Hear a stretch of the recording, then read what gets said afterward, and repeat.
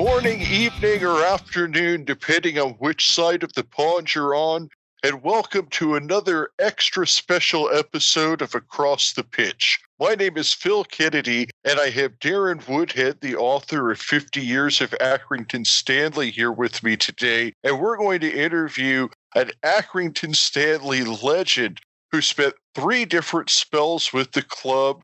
We're talking to none other than Rommy Boco today. Welcome to the show. Thank you.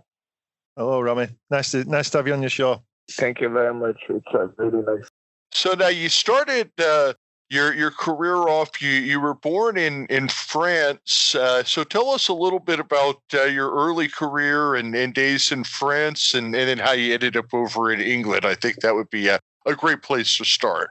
Yeah, so when I was 13, I moved to an academy, SLIGO in France, where I've done 2 years. At the time, they were champion in the French league, top league. And around 17, I went to a second division club academy at Senior. And I managed to become pro there. So I've only done 1 year. I've had friends who told me if I wanted to challenge myself to go to England. And I said yes. And at the time, he brought me to Accrington, where I actually didn't know exactly what type of club it was. I just went to play football. I was only young. I think I just turned 20. And that's how I ended up in England, playing for Accrington. Okay, I remember you. I remember it very well, Rommy, when you arrived at the club. Obviously, we were in the conference at the time. Yeah. I have memories of a friend of mine, Jeff, who used to be a French teacher. He used to translate for you a little bit in the clubhouse after the game. I don't know if you remember, Jeff. Yeah, I do remember. Yeah. So it was an interesting time. We hadn't had many foreign players at the club at that point, so it was quite a novelty. And people took to you straight away, I think. Everybody... Yeah, it was really nice. I feel very welcome. I was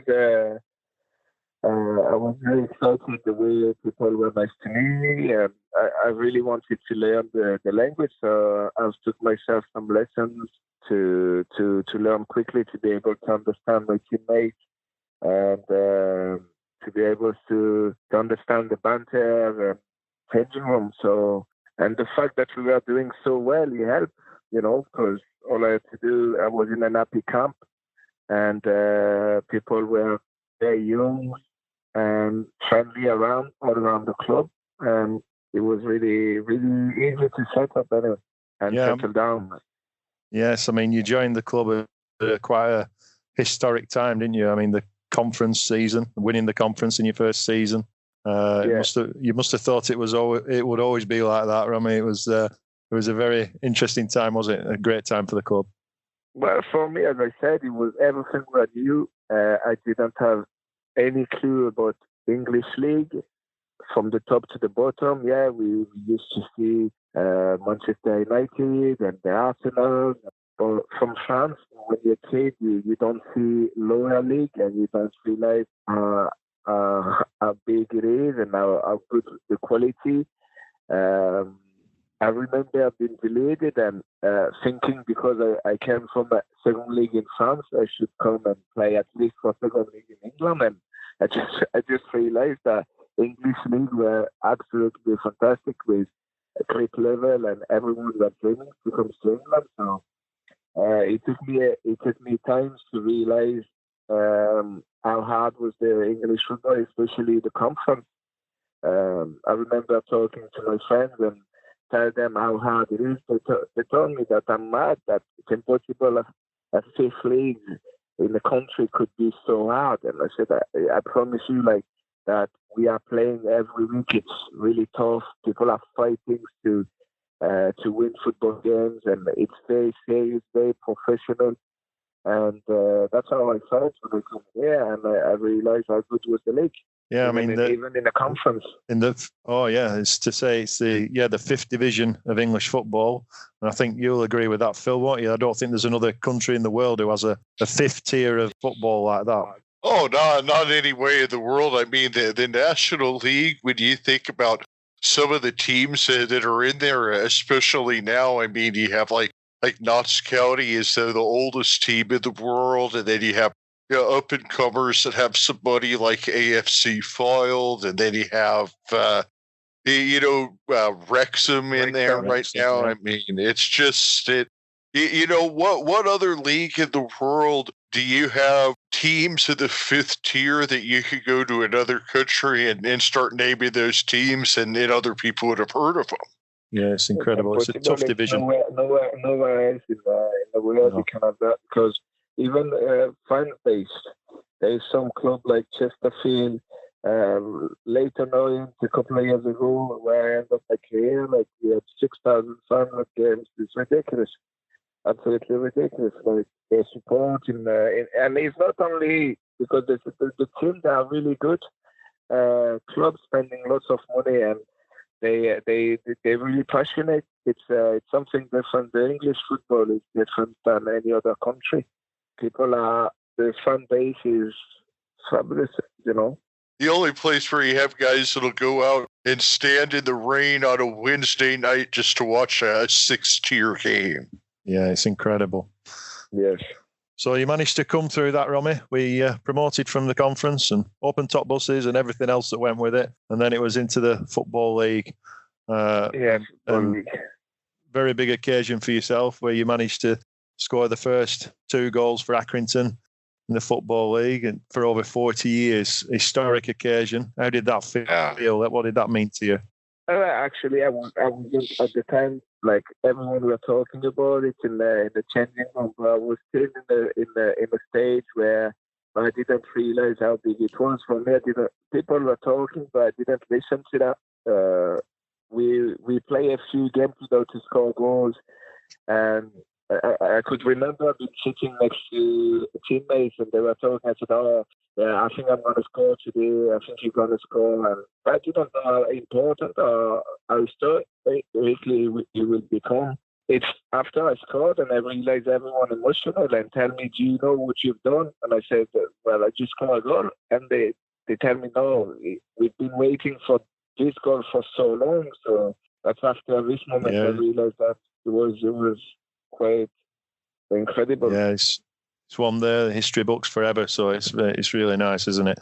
So you carried on playing for Accrington until 2008, a couple more years, and then you moved on to join a former teammate, Paul Cook, at SLIGO Rovers in Ireland. Now, this was to be something that was going to become a regular occurrence, wasn't it? Joining Mr. Cook. I'm looking at your career, Rommy, and I can't believe how many times he signed you. It must be 5 or 6 times. Yeah, exactly. But like you try to play with people like you feel good, and I played a lot for him. I played a lot for John and Jimmy because I feel comfortable with them. They both know what I can bring to a team, and there's a good relationship. That's been quite good over the years, and I try my best to always give the best to them after they give me the opportunity. Yeah. How did you find it over in Ireland then? What was that like for you? Another country? Well, I think at the time it was quite good, but quite quick. I wanted to go back to England, but I realized it's really hard because nobody watched the Irish League much, So I did quite well there with SLIGO. I've been quite successful winning trophies, but no one could see me play, and so nobody could see how I developed over the years. And probably if I like to do it again and doing the way the Football League is, probably I will stay playing in the Football League, but I've enjoyed my years there. The fans of SLIGO and the club itself has been looking after me really well. I've been looked after in Ireland, and I really enjoyed my time there. To be fair, football-wise, it's just when you look at it, everyone tried to come back to England. Everyone tried to be in England to play Football League. That's where the football is. And, one question for me, Rommy. You've obviously played for John Coleman and Paul Cook quite a lot of your career. What would you say there's the differences between the two? Because they've both been successful, haven't they? Were they very different to play for? Yeah, no, they're different. They're not the same style, but they both give me what I needed. They're more man management. They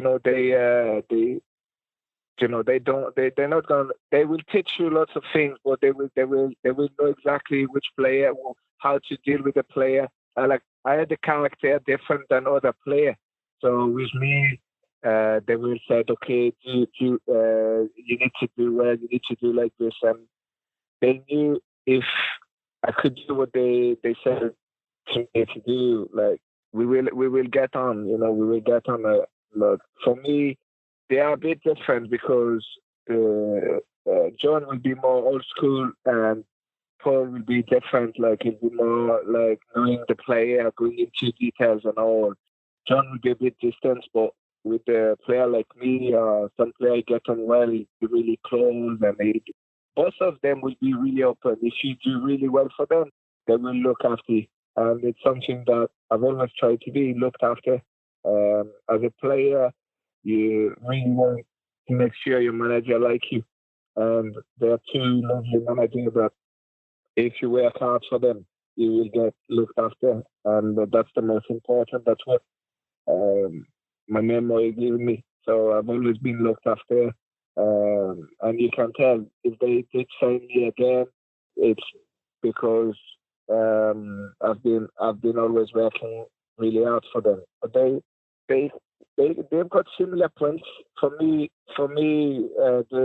I'm not surprised they're successful because as a manager, they know which player they're taking and they get the best out of them. If you look at John Coleman, he's always took player on low wage and player that has to prove some things to the football. Either they were in a big academy like Liverpool or Manchester or even Everton and all, and they came to Accrington and he managed to tell them that this is a venue for you. You need to prove yourself. And players did. And a lot of players left Accrington Stanley with John and get better club where Paul Cook has done exactly the same in other clubs. Took player that's supposed to prove to do, and they got on well to the Premier League and to the Championship. And so when you look at it from this point of view, they've both done exactly the same. So far, they haven't been manager who hold player at their clubs. They've always had player who comes from other clubs and managed to sell them for big money. And that's something we have to spot on like that. There's a reason why they do that, because they're good man management. They know to speak to player. They don't only look to football. They try to know inside your life, how you getting on at home, how's your family. And it's important that the relationship between a manager and a player comes across, because when you feel that your manager cares about you, you want to give him the maximum. Sometimes if you feel tired, you need the days off. As a sportsman, it's hard to ask your manager, but if you feel confident to ask him and he give it to you, it means you're doing the right thing, because if you were not doing well, he would never give you. So for me, working with them two managers over the years, that's why I came, because I knew I feel comfortable. I was in my comfort zone. I knew exactly what they were expecting, and they were close to me and caring about me, trying to know. They knew if I was well or if I was not happy or happy. So I've been quite lucky, to be fair. I think you mentioned a couple of things there that are really important for managers, especially when you get into the lower divisions and then get into non-league.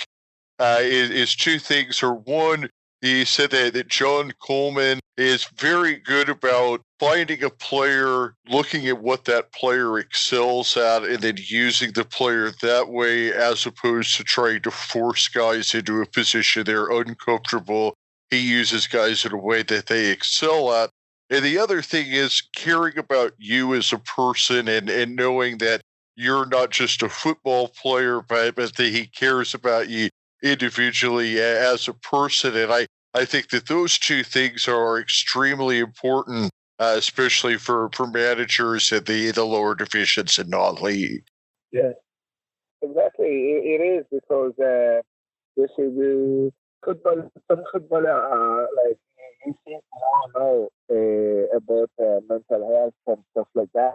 It's quite hard for a player to get with all that pressure. And managers sometimes haven't got time to do that because they need to think about the training, about the games, about their position and stuff like that. It's not easy for everyone. Some manager will not care about a player and they will say, look, they get paid. If they've got problems, they go to see doctors or whatever, and they just concentrate on their job. Other managers, like, they try to be close to their player. I don't know what's the best option, I don't know what's the best option, but what I know is when I was with manager that really care about me, phone calls sometimes and tell me, oh, how are you? How's things with you? I see you not smiling today at training. Everything's okay. It's a good approach for me, It's a good approach. But as I said, obviously it's not every manager who's got the time and the passion to do that because it must be very hard, managing all the next game and the position and making everything, the training and all.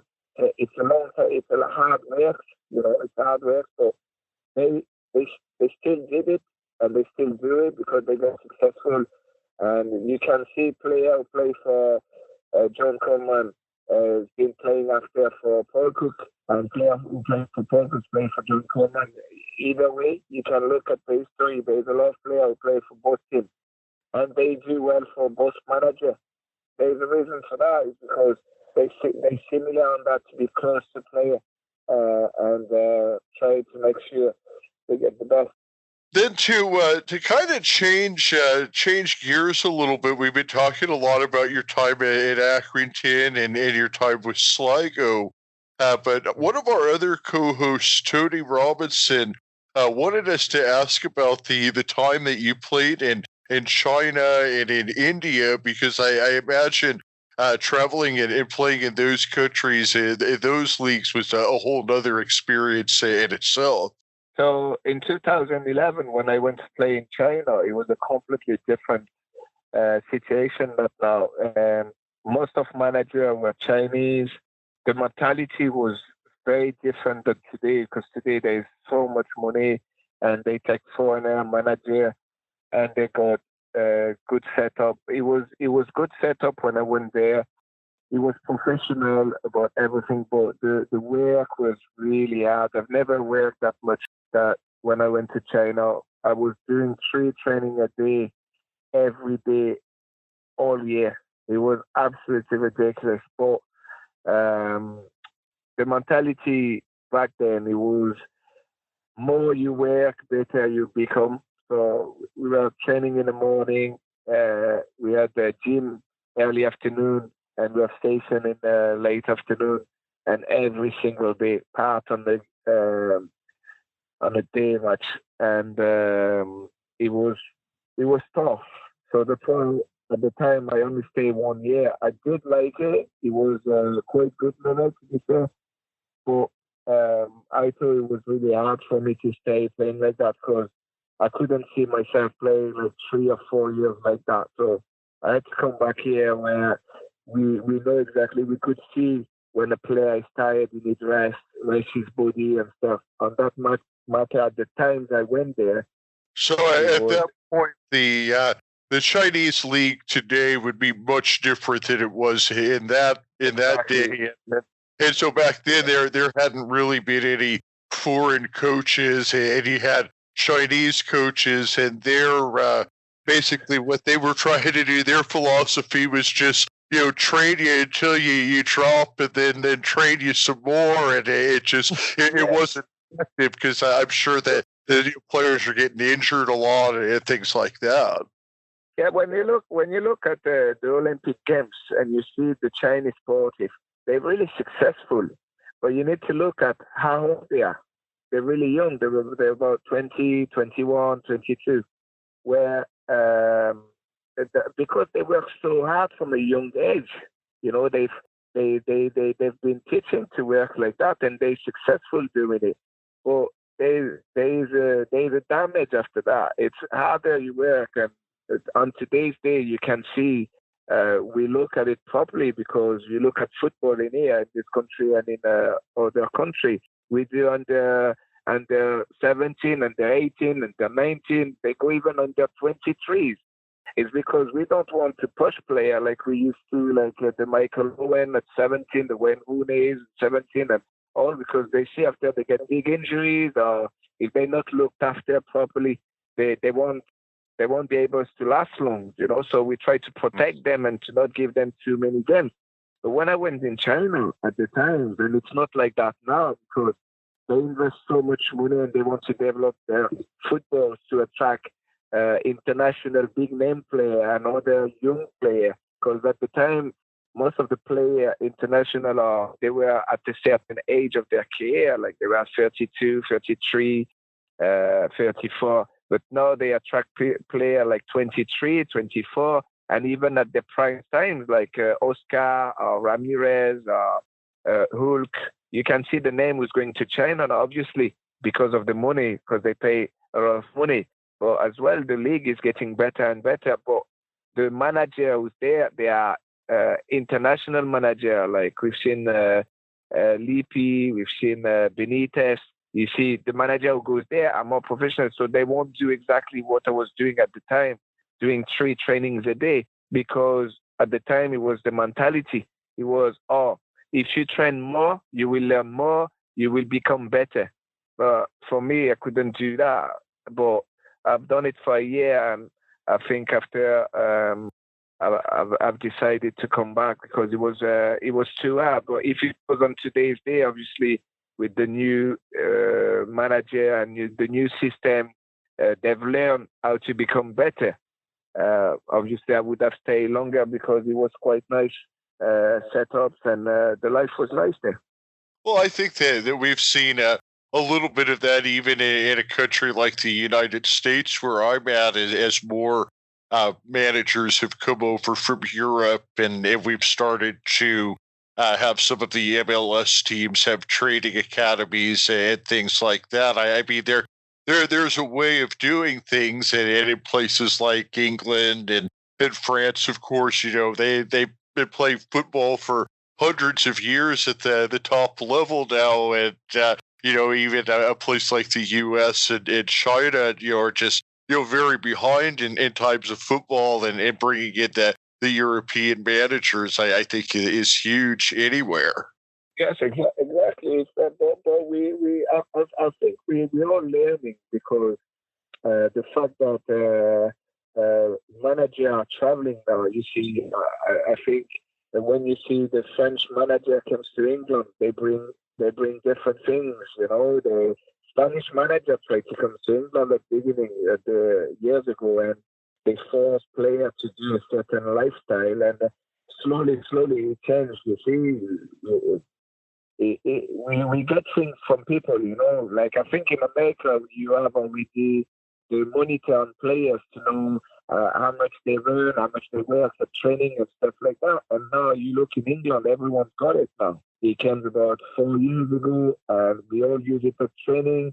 You know exactly what exercise your players done, how many sprints he's done, and stuff like that. They were in American football, they were doing that, and now we do it in England. So I think we can cross experience from each country, and see what's best, best for players and for the sport. And it's developing. And you see, I think at the time I went to China, they were wrongdoing because they never been traveling, or no big manager went there, or their academy wasn't training by academies,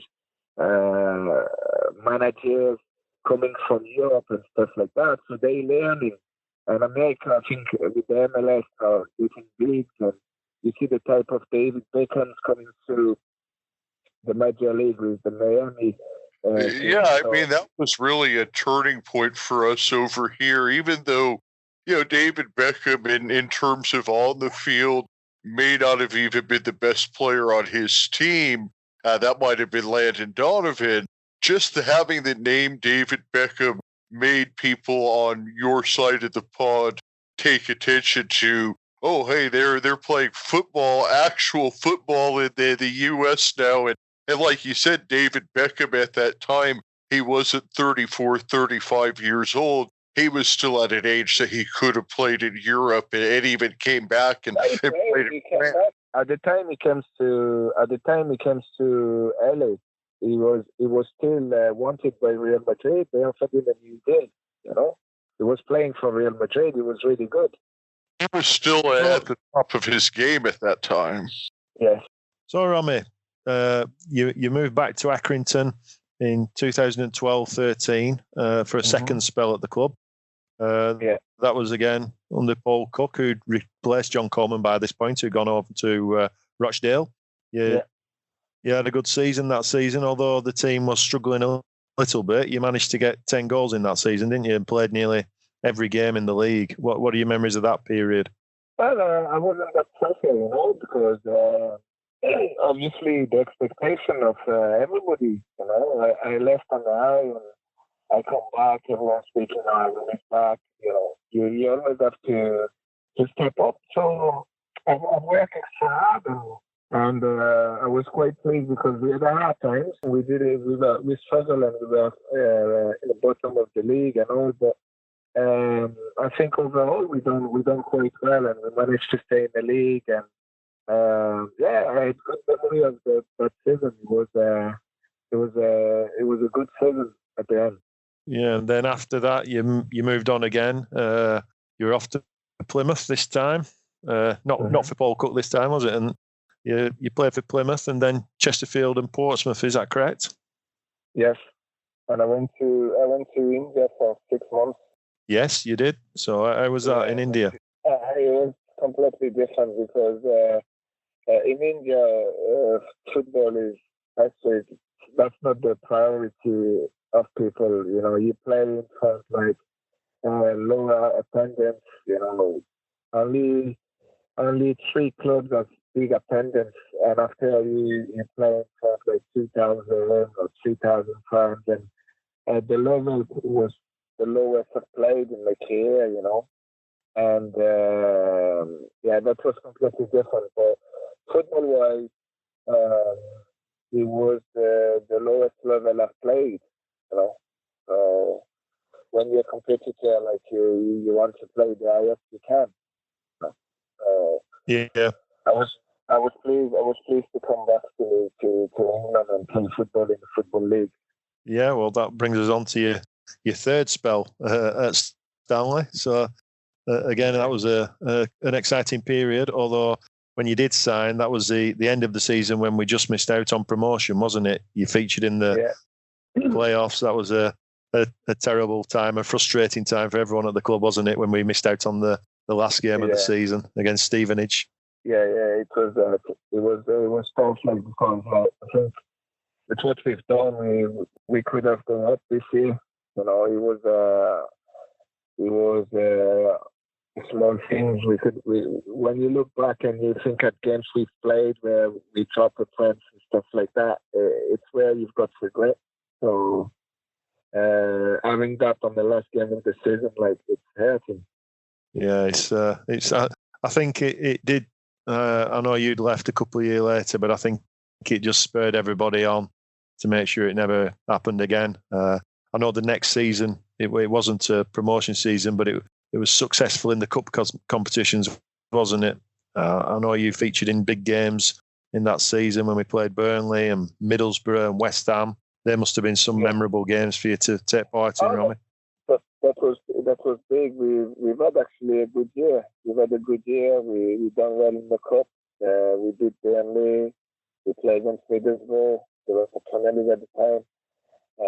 We played West Ham away, and we done well in the league. We had good runs, and I was more utility player whenever the mid-year comes to the end of my career, and I've always tried to do my best whenever manager needed me.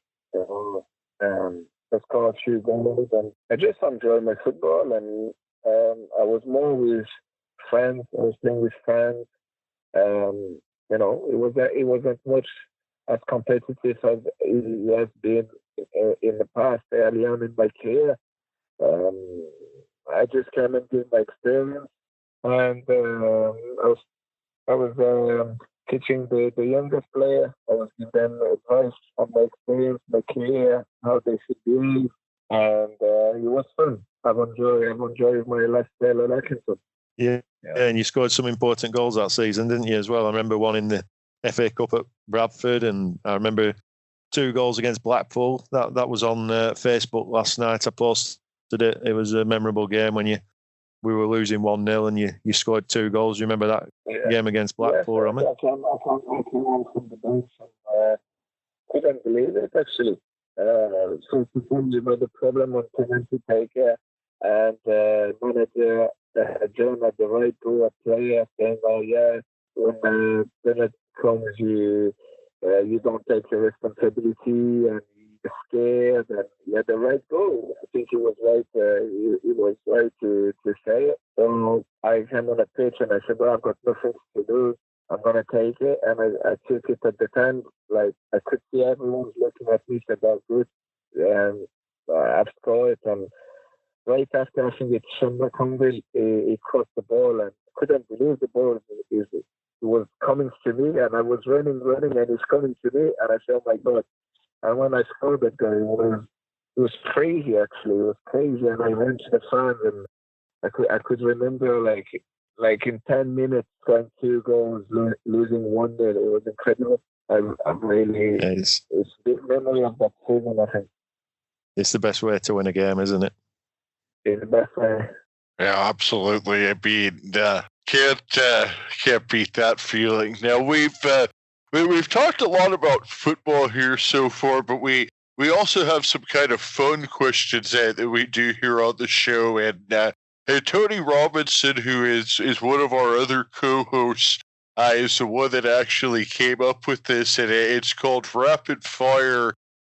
We just asked you some quick questions that are like yes or no, or pick one or the other type of things, and it's just some fun stuff like Beatles versus Rolling Stones is the first question. So let me know if you're ready, and we'll get the rapid fire going. Okay. All right, Robbie, rapid fire, and this is Tony Robinson's section, and so we're just going to ask you some questions here. And the first one is Beatles or Rolling Stones? Who would you rather listen to? Rolling Stones. Rolling Stones. That's the first Rolling Stones we've had on the show. Rommy's living in London, so yeah, not Liverpool. we forgot to ask that one to David Lloyd, and I have a feeling he might have said Rolling Stones too. So, all right. So now, do you prefer mushy peas or garden peas? Mushy peas. Mushy peas. Red sauce or brown sauce on your bacon buddy? No, red sauce. Red sauce. Okay, and then so we started with Beatles or Rolling Stones, and then we also know the other big debate is Oasis or Blur. Who would you rather listen to? Can you repeat? I didn't listen. Oasis or Blur? Yeah, Oasis. Oasis. Hey, that's 100% Oasis so far. Good man. And then I've had the manager of raking my head with it all the time back in the days, singing that song. I know it's another song from Oasis. So actually, I've been forced to listen to that. I'm not listening, but I've been forced. I've learned, and I enjoy it after time. You know. All right, the next one is about Sunderland Till I Die. Do you plan to watch it or no? The Sunderland Till I Die documentary, on Netflix. I see. I haven't watched it. I haven't spoken about it. It's quite good. I enjoyed it. It's worth the try, especially in this especially in this time where we're all in lockdown and nothing better to watch, so we can go back and watch a little bit of football, can't we? Well, I've been talking to Jimmy Bell about this, and he asked me if I watched it, and told him I was going to watch it, but I haven't been able to. So I might watch it. Yeah, I've watched a little bit of it. It's pretty good. I mean, it like Darren said, with no live football. I mean, the only thing I don't like is there's not any Accrington in it, and they played Accrington. I don't know why Accrington didn't get on the show. I'm kind of bent about that, but I suppose if they had to go to every club they went, it'd be very long. I don't know. Darren, did you want to ask the question that you put on Twitter yesterday? Yeah, so on Twitter and Facebook, we have an Accrington Stanley Memories group, Rommy, and there's a couple of supporters who've asked questions. One was Jason Graham, and he was asking who was the best player you played with at Stanley. It's a hard one. I don't know. It depends, because there were so many important players. Key players, I had the type of guy, Roberts, Ian Creaney at the time in the conference, Paul Millen, Peter Kavanagh, in which we've had such a good team. Even Andrew Mengi, he's done great. We have many players. It's hard because every time I came, there were new players. Well, I came in 2012, and I've had a steady player like Luke Joyce was not always the best player, but he was always doing good games. You see, and I come after I see the Sean McConville, the Mark Hughes, a steady player, good player. So it's hard to pick one player. I said probably talented, like skillful and stuff. I said at the time, Guy Roberts wasn't there. I would say. Yeah. Well, yeah, it's tough, because how do you pick between a Mark Hughes and a Sean McConville, because they're such different players but equally important to the side. You've named a lot of good players there, Rommy. So the next question was from Rob Russell, and he was asking, why do you think you're such a cult hero and so popular with the supporters at the club in 3 periods? Why do you think you were so popular? Not too sure. Well, I've been myself. I've been humble. I've worked hard. I tried to do my job. I never tried to be a starlet. I've been simple. And I was close. I was close to everybody. For a long time, I was living in Accrington, and I could see lots of fans in the town. Just chatting, and the thing is, well, there was a Frenchman at the time, and a lot of people tried to make efforts to speak to me in French, and I was making efforts to speak in English. So that relationship's been always good, That's probably one of the reasons. Yeah, I think it was, and I know it's not easy to answer yourself, but I think that the reason why you were so friendly with people and you worked hard, I think it's obvious, really. I remember the Benin national flag being behind the goal very, very, very early on. I think there was Robert Houseman who used to have the flag, Yeah, that's touched me a lot, because obviously, played for Benin for nearly 12 years, and it was important for my dad's side, for my family, and it was really nice. I've been looked after, to be fair, at the club from the fans. I remember a few games where I played back. The comments were next to harsh on me. I could see I could see I put a slate, but they, when they look overall, they kind of understand it. When I could remember my last game when I wasn't playing. Even if playing only 30 minutes or 40 minutes, fans were filling me up, and they were happy to see me on the pitch. And that's nice. Yeah, it's nice. One thing that we wanted to talk to you about is you played in the Africa Cup of Nations for Benin and had 50 total caps.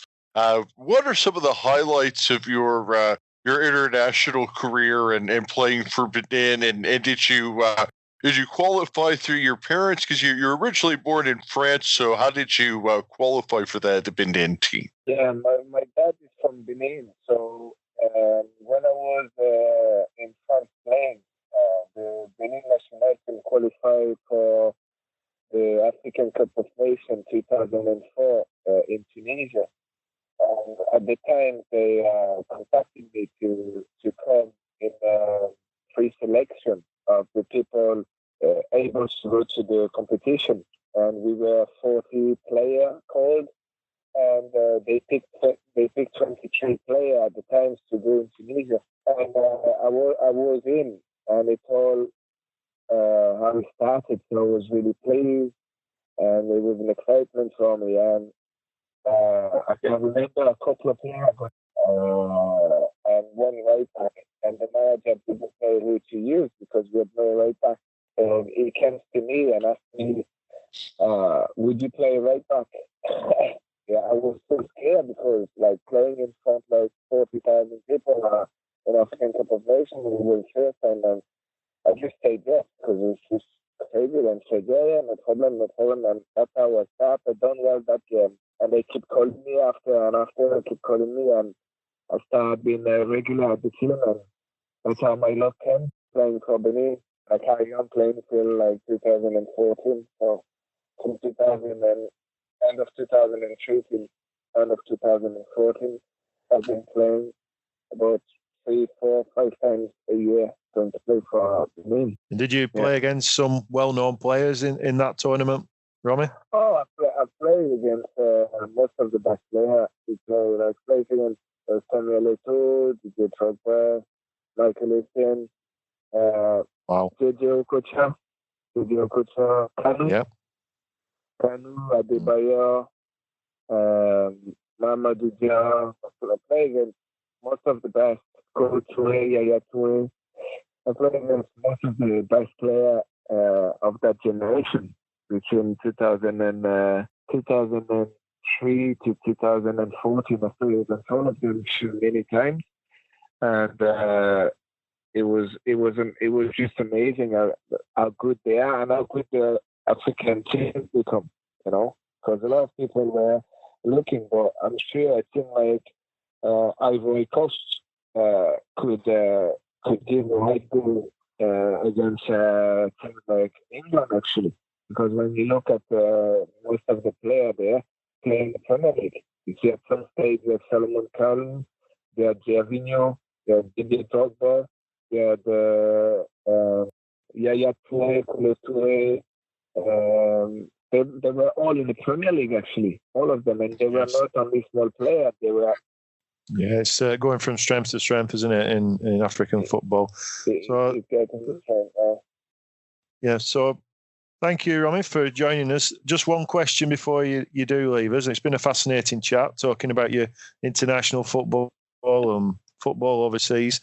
What are you doing these days? What are you doing since your last club was Leyton Orient, wasn't it, after Accrington? What are you doing now? I'm scouting football club. Scouting, okay. And in the is that in the London area? Or? Yeah, I do London area. Because I'm living in London now, so I do the South London and a bit of like the East Country, like Ipswich and all that area. So I'm sure that you must be looking forward to getting back to football more than anybody, because it really makes it difficult to scout without any live football, and we really appreciate you coming on so much, because what we've been doing with these shows is just trying to give people 45 minutes or an hour a day where they can sit and listen to something about football, and with you being at Accrington 3 separate times, and some of the goals that you scoring the first league goals in club history, and being on the team that got promoted to the league. I mean, those are just things that are part of the club's history that'll live forever. And it's just been an absolute honor to have you on the show today. I really appreciate it. I really appreciate it. And it's always a pleasure. As I said, I think I'm finally out. And like everyone knows that. I still have all my friends there. And it's always a pleasure, to be part of the family. They everything a lot for me. And I will always give my best any times and always been part of it any times you want. It's always a pleasure. And I've had a great time, great chat. And in the hard times, I wish everyone to keep safe and well. And hopefully we will get through this and move on and back to football and enjoy what we're doing at the minute is Accrington. They do well in League One and hopefully stay in this league as long as we can, and we never know what can happen. Yeah, like you said, the number one thing is everyone to keep safe and well, because that's the number one thing right now. And then once we take care of that, then back to football. And thank you so much for coming on, and hopefully we can do it again in the future. And you keep safe and well, Robbie. Thank you so much again for coming on. Thank you, guys. You take care of yourself. Thank you, Romy. Bye. Bye-bye. Cheers. Bye-bye. And on Stanley on. Okay.